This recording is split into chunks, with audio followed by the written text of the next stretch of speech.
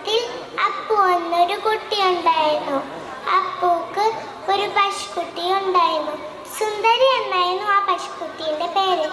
എന്നും രാവിലെ അപ്പു സുന്ദരിക്ക് പുല്ല് മേയാൻ കൊണ്ടുപോയിരുന്നു.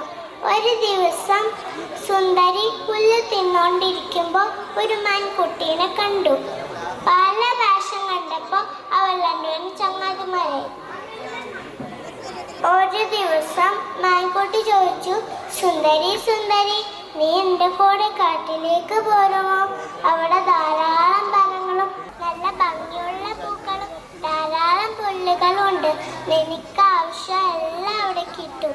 പല പ്രാവശ്യം പറഞ്ഞപ്പോൾ സുന്ദരി അവളുടെ ഒപ്പം പോയി.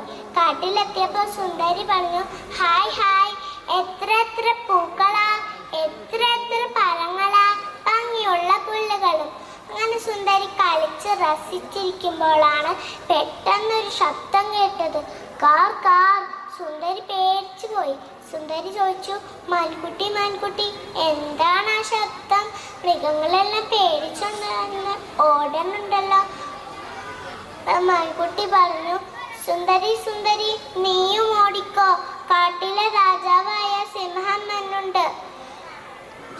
അപ്പൊ സുന്ദരി ചോദിച്ചു, മാൻകുട്ടി, നീ കാട്ടിലുള്ള ഭംഗിയെക്കുറിച്ച് മാത്രമല്ലേ പറഞ്ഞുള്ളൂ, നീ കാട്ടിൽ ഒളിഞ്ഞിരിക്കുന്ന അപകടങ്ങളെ കുറിച്ച് പറഞ്ഞില്ലല്ലോ എന്നും പറഞ്ഞ് സുന്ദരി ഓടി വീട്ടിലേക്ക് പോയി.